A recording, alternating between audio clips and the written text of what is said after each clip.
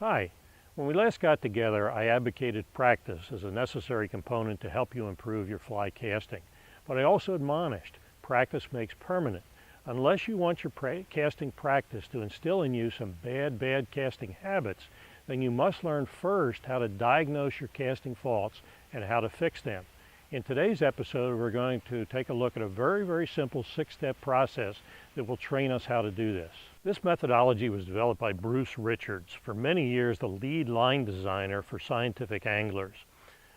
Bruce is a superb casting instructor and a master at diagnosing your casting faults and applying the appropriate fixes.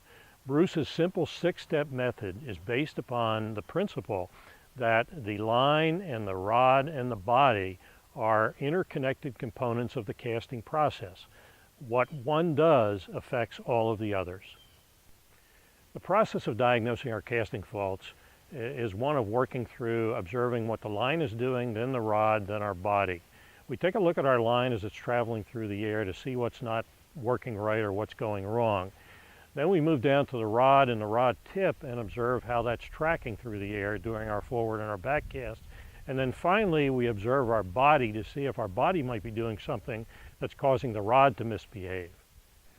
To apply the fix, adjust the performance of your body so that your rod will move in the desired pathway. This will cause your line to move efficiently through the air and directly towards your target. All right, let's observe this process in action. Remember, what we're trying to do when we're diagnosing our fault is to observe what the line is doing, then the rod, and then the body. You're casting into a moderate headwind and your line is consistently collapsing forward of your target. If you observe your line, what's likely happening is that your loops are very wide and you're not delivering your cast with sufficient line speed. This is likely being caused because the rod tip is traveling in that convex path, and what's probably causing that is that you are breaking your wrist too much and then closing the angle on your forward cast, very wide angle. All right, now we're going to observe the process in reverse and how to correct those faults. We'll start with the body and then we'll move to the rod and then we'll observe the line. Remember, the problem when we were diagnosing our faults was that we were breaking the wrist. So consequently, what you should do in order to correct that fault is to not break your wrist as much, and therefore you don't have as much of an angle on the forward stroke to close.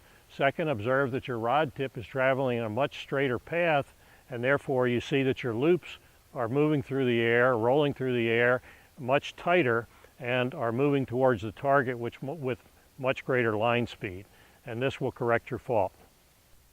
Once you diagnose your casting fault and apply the appropriate fix, you can practice your casting technique until it becomes settled into your muscle memory. Bruce Richards' simple 6-step process, line, rod, body, rod, and then line, will help you do this. Until our next episode, in which we'll talk about the fundamentals and principles of fly casting, good casting and good practicing.